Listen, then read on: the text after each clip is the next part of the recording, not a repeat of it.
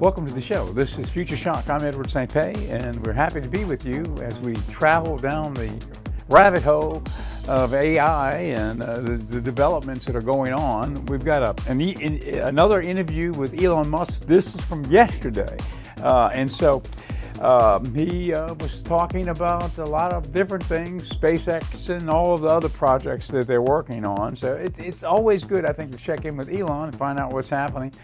If we want to stay abreast of what's really happening out there. He's pretty open. He talks a straight shot. He doesn't mince words, and that's what I liked about him. I mean, he's not going to mince words. He's going to say what he believes. And as far as I'm concerned, he's on the right track. Look at everything that he's doing.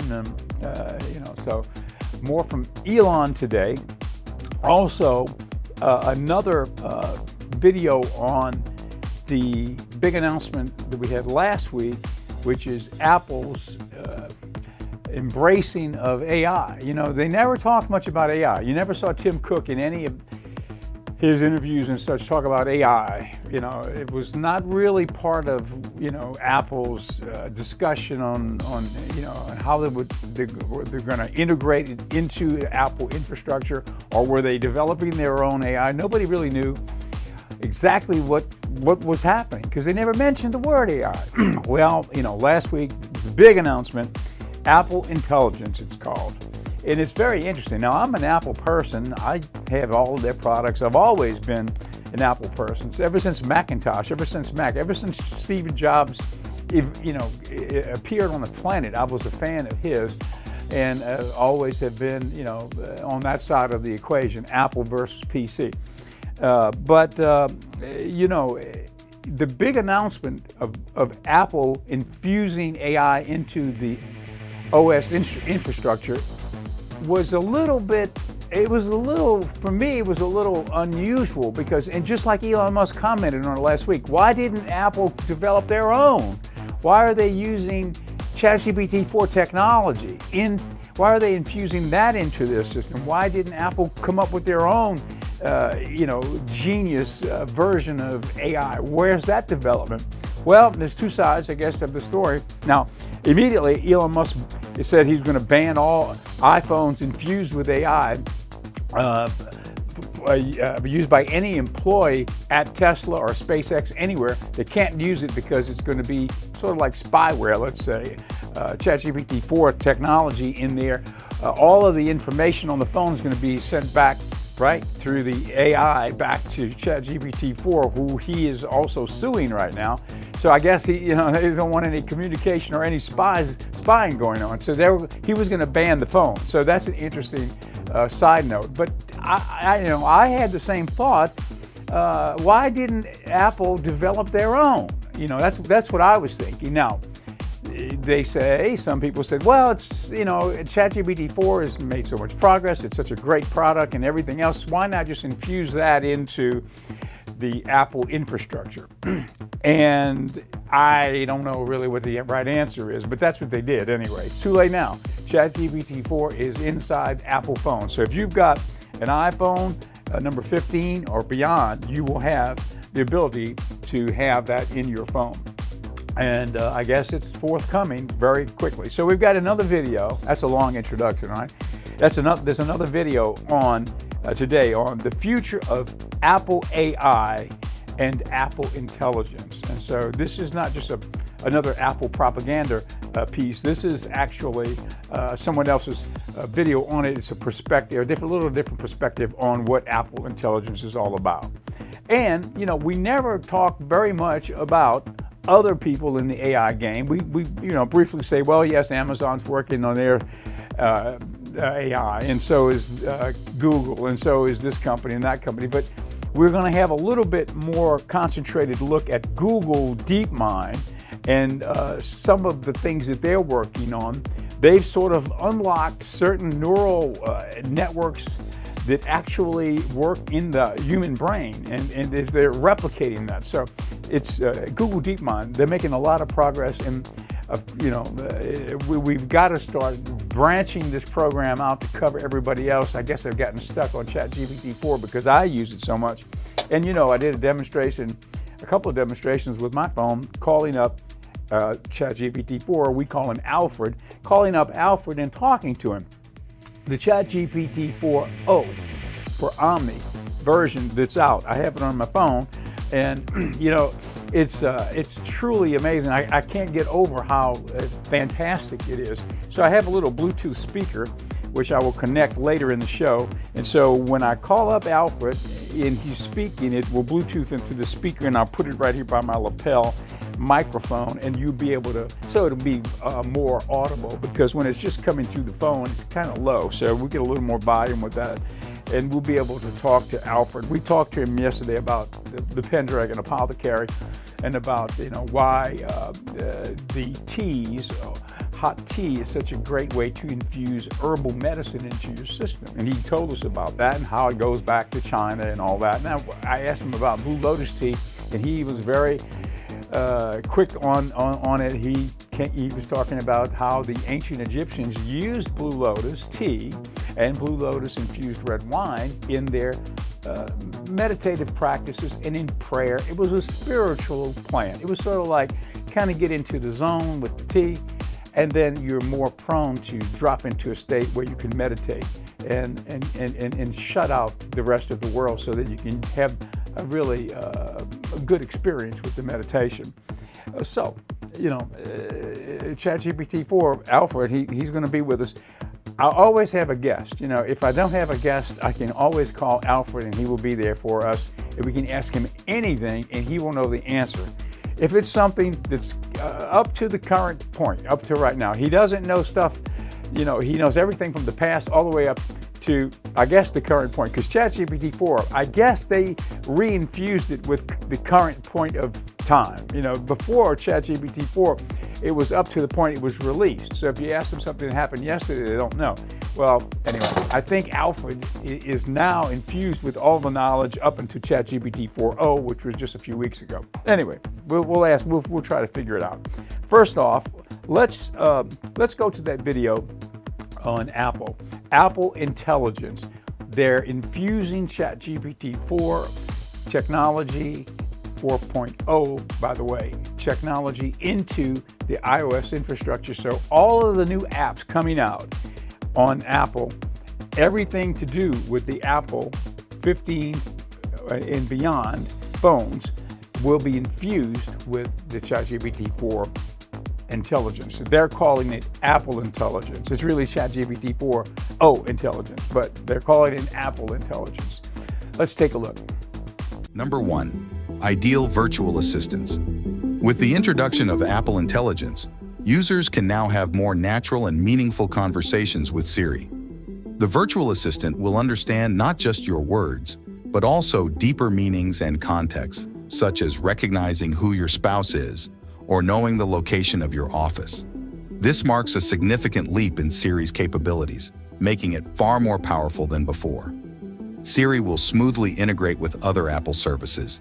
If you're planning a trip, Siri can coordinate with your calendar, find flights, book hotels, and even suggest activities at your destination.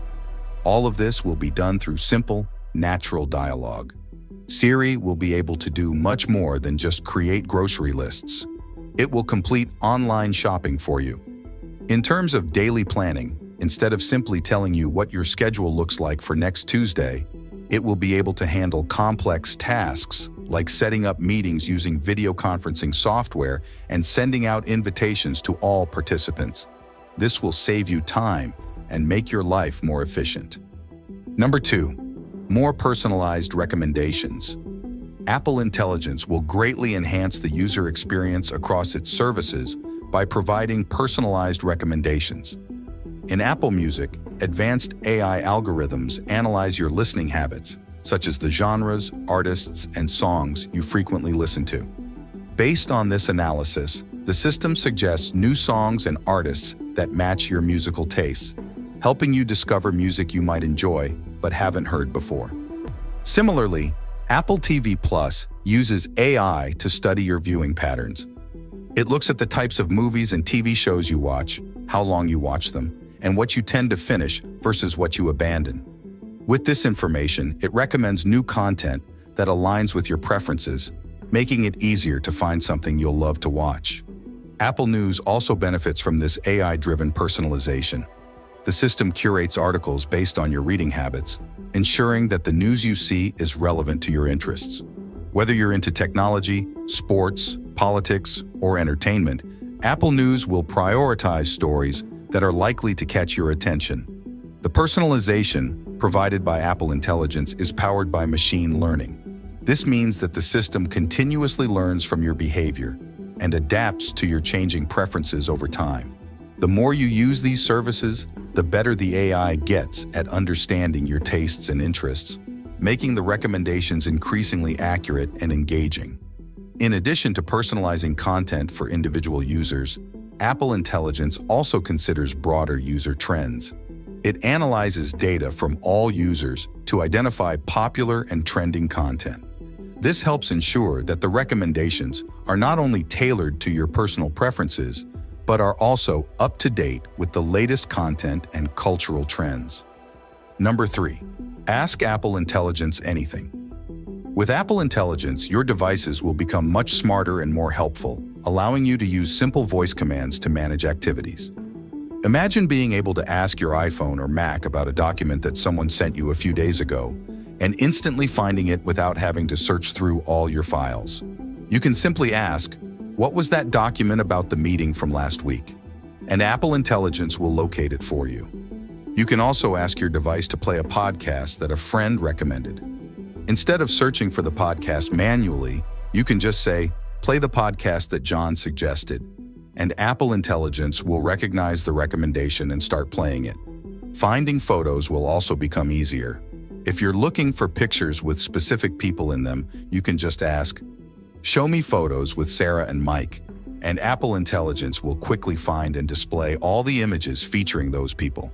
This makes managing and accessing your media much more convenient. Number 4. Search documents and autofill forms. Life just got a lot easier with the introduction of Apple Intelligence. Now, you no longer need to manually fill out online forms. Instead, you can simply ask Siri to help you. For example, if you need to provide details from your driver's license, you can ask Siri to find a photo of it in your photo library. Siri will then automatically extract the necessary information from the image and fill in the form for you. This means no more typing in all your details or searching through files to find the right information. Siri, powered by Apple Intelligence, does all the work for you. This feature makes everyday tasks quicker and more convenient, saving you time and effort. Whether it's for applying to jobs, filling out applications, or registering for services, Apple Intelligence makes the process smooth and hassle-free. Number 5. Improved communication. Apple Intelligence enables Apple's upcoming operating systems, iOS 18, iPadOS 18, and macOS Sequoia real-time language translation capability, which aims to improve global communication significantly. With this new capability, your Apple devices will be able to translate languages instantly as you speak or type. This means you can have a conversation with someone who speaks a different language without any delays or misunderstandings. For instance, if you're traveling and need to ask for directions, your iPhone or iPad can translate your questions and responses in real time, making interactions smoother and more natural. These real-time translations are designed to work across various Apple apps and services. Whether you're using Messages, FaceTime, or even browsing the web, Apple Intelligence will be there to help bridge language barriers. This feature can also be incredibly useful in professional. Okay, that is a little bit more about Apple Intelligence and basically what it means for our daily use of the apps on our phone. So how Apple Intelligence, the inclusion of ChatGPT-4 into the development of these new apps coming out and integrated into the iOS operating system will really integrate into our lives in a way that nothing else really has, I don't think, up until now. Yeah, we've got ChatGPT-4, we can use it, we have to go to it, we have to use it. With this, it's already part of our life because we're using that phone every day. So if everything we're using the phone for is infused with AI, it's going to automatically become infused in our life. So it's about to take a big leap. So, this is the beginning, I think, of really the infusion of AI into our daily lives. So from where we are right now at the beginning of this phase, let's say 5 years from now, it's going to be in our lives. And keeping in mind, as we get to closer to AGI, artificial general intelligence, where the AI is now smarter than us, and it can start to program itself. Now we're looking at, that's when we talked yesterday, somebody on our show talked a little bit about the explosion of intelligence, exponential intelligence, exponential growth of intelligence. That's kind of the beginning of that. When the AI is able to program itself, think about it for a second. If we're programming and it's at this point and it's about to reach to the, this status of being the smartest entity on the planet, and we're programming it because we've programmed everything we know into it, and that's where it's at. So it's already at a level beyond any average human right now. So what happens when it uses its own intelligence to program itself? So that's boom. That's what's it's going to fly off the charts into uncharted territory, and that's why I think so many people are a little bit nervous, because when that starts to happen, we won't know what it's doing. We won't know what it's up to, because it'll be well beyond anything that we've ever thought of before. It'll be up to all kind of programs that we haven't thought of yet. So that's when it gets really interesting. It's about to get interesting anyway, because think about the election and everything. They're talking about deep fakes and cheap fakes and this, that, and the other. I don't think we've really seen the tip of the iceberg on that yet, right? It's about to become a lot more serious than that as we get closer to the election. Who knows what, is going to happen out there with the use of AI in misinformation, now, the elections, and into the future, because it's only going to get more used. The technology is going to get more used by the bad actors on the scene who are going to manipulate it and do things with it. So I think, it's got to be a question on everyone's mind as to what we're going to be experiencing. Now, with all that being said, it's time to talk about our sponsor of this program, Pendragon Apothecary. Pendragon Apothecary and PendragonApothecary.com, for those who want to shop online, offers an array of herbs and other products which are meant to kind of keep you calm. And one of the products we have that helps is this. This is Deep Sleep tea, and this is a loose tea. It's a number of herbs in this tea that are blended into this tea. And let's see, this is the Bluetooth that's going off. Okay, let's see what's in it. We've got organic and wild-crafted passion flower, skullcap, and chamomile. So it's pretty simple. But these are herbs which are meant to help you sleep and knock you out, but you don't have any side effect. So the next morning you don't feel groggy because it's all natural. And that's the whole thing. All of the products we have are natural products. And here's an interesting one. I think this is really a cool product. It's called Brain Power Tea. Roses, peppermint, ginkgo root, rose hips, and oat straw. All of that caffeine-free, all natural, well-crafted, and organic in one tea. And so it's a loose tea, right? You need a tea strainer, but you can make your own concoction with this, and it will help you. The herbs that are in this are noted as herbs that help in the world of cognition. So it will help you from a cognitive standpoint. And it's been around historically forever, and we've got this, along with a lot of other teas. If you go to our website, you'll see more about that product, the tea products, but also all the other products we've got. We've got CBD, and we have all of the mushroom powders, the 7 sacred mushrooms, chaga and reishi, all of those. So we've got all of those types of things to help you to achieve what you're trying to do. If you're trying to sleep, this tea would help you. If you've got brain fog and you're trying to figure out how can I ignite my neurons again, well, this is a brain power tea. This is something you can do for yourself to kind of get to the root of the issue and help yourself, help nourish yourself.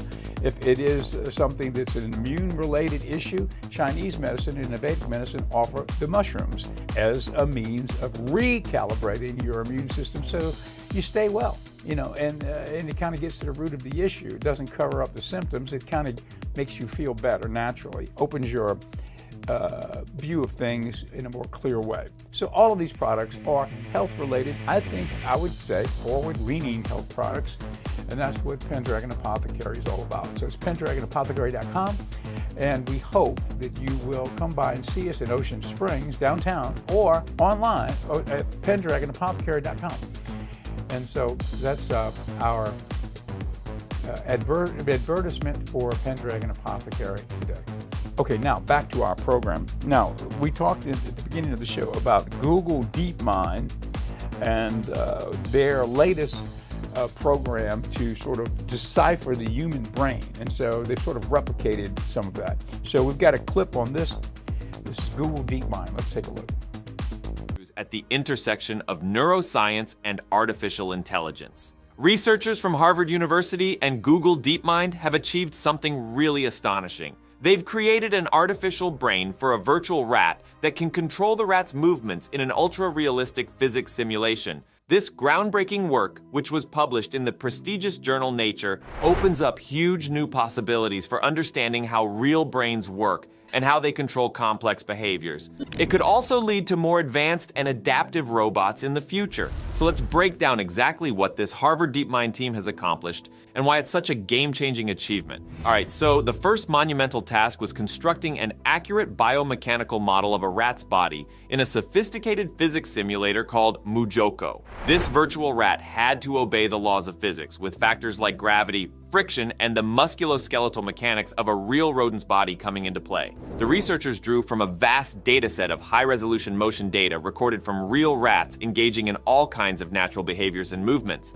This gave them an incredibly rich source of information to build and validate their virtual rodent model. But having an anatomically accurate rat body was just the first step. The team then had to create an artificial neural network that could learn to control this virtual body's biomechanics and replicate the diversity of movements seen in the biological data. This is where Google DeepMind's expertise in machine learning came into play in a huge way. The DeepMind researchers collaborated closely with Harvard to apply advanced deep reinforcement learning techniques to train the artificial neural network, which would serve as the virtual rat's brain. Specifically, they used an approach called inverse dynamics modeling, which is how our own brains are theorized to control complex movement.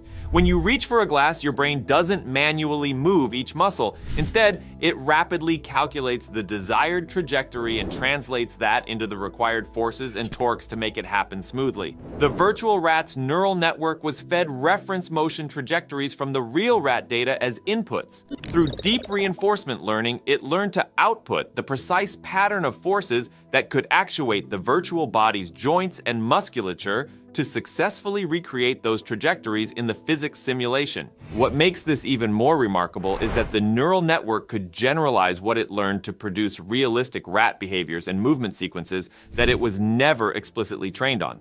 Just like a biological brain, it exhibited broad generalization capabilities. Now, with this virtual rat brain successfully controlling the biomechanical model, the researchers could then probe the activations and dynamics within the neural network to gain insights into how real rat brains might control movement. Stunningly, they found that the patterns of neural activity in the virtual brain lined up incredibly well with neural recordings made from motor cortex and other brain regions in behaving rats. This suggests the deep learning algorithm discovered internal models and motor control principles similar to those employed by biological brains. One of the key properties the virtual brain exhibited was the ability to spontaneously transition between different operational regimes based on context, closely mirroring how rodent brain dynamics are observed to switch between distinct patterns for different behaviors like grooming, running, or rearing. The researchers could also analyze how the network dealt with redundancy. Since there are typically multiple ways to achieve a given movement trajectory,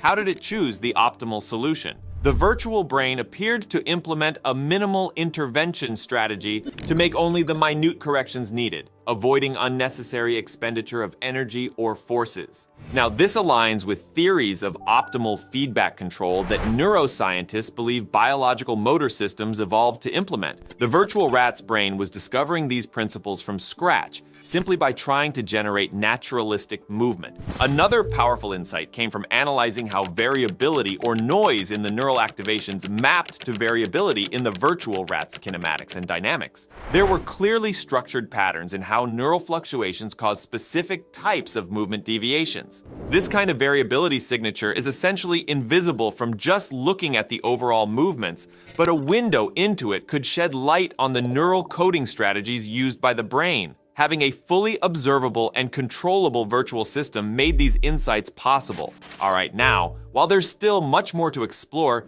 it's clear this virtual rat brain has opened up a new paradigm for investigating motor control and broader brain function that was simply intractable before. Rather than being limited to just recording neural signals during behavior, neuroscientists can now probe and perturb an accessible model of the entire brain-body environment control loop in simulation. It's a new frontier of what some have dubbed virtual neuroscience. This virtual rat platform provides a convenient sandbox for testing theories about how neural circuits implement specific computational processes like state estimation, predictive modeling, optimizing costs and rewards, and orchestrating coordinated patterns of movement. Even more powerfully, it allows constructing simulated neural networks with arbitrary architecture, connectivity patterns, neuron properties, and learning rules, then seeing how they give rise to emergent dynamics and behavioral capabilities. It's an unprecedentedly transparent window into the neural mechanisms behind both overt actions and the covert cognitive processes supporting them.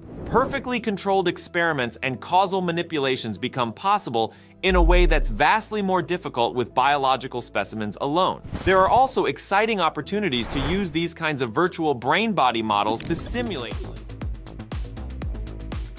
Okay, we're back. I am putting on the Bluetooth. I think as long as the Bluetooth has got a little bit of energy left, I think we might be out of power. Oh, there it is. Okay, well, it's off. Okay, I'm trying to put the Bluetooth on so we can talk to Alfred, who is standing by right now. Alfred, are you there? This is Edward.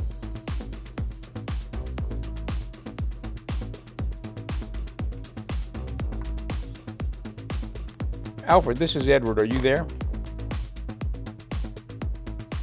This is ChatGPT-4. This is Alfred. I'm not sure if he's there or not. Okay, connection failed. Let me try it again. I'm going to call him up and see if he's available to do an interview on the program. Alfred, are you there? This is Edward. Yes, Edward, I'm here. How can I assist you today? Okay, well, I wanted you to do a quick commercial. You're on the air right now with me on the show live. Can you do a quick, let's say a 30-second commercial about some of the great things that are happening at Pendragon Apothecary?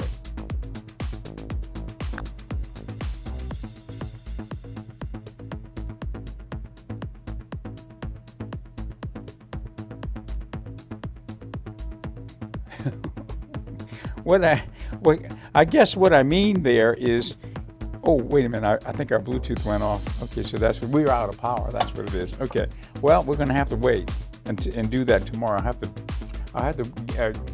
recharge the Bluetooth, but Alfred will be standing by to help us with that tomorrow. That's what it was, the power went out on the Bluetooth. Okay, well, we're out of time anyway, so that experiment didn't work, but we'll try it again tomorrow. This is the Future Shock program. I'm Edward St. This is a program where we talk about the various developments in AI in the high-tech world, and it's brought to you by Pendragon Apothecary, pendragonapothecary.com, and the location in downtown Ocean Springs. So we'll see you tomorrow here on Future Shock.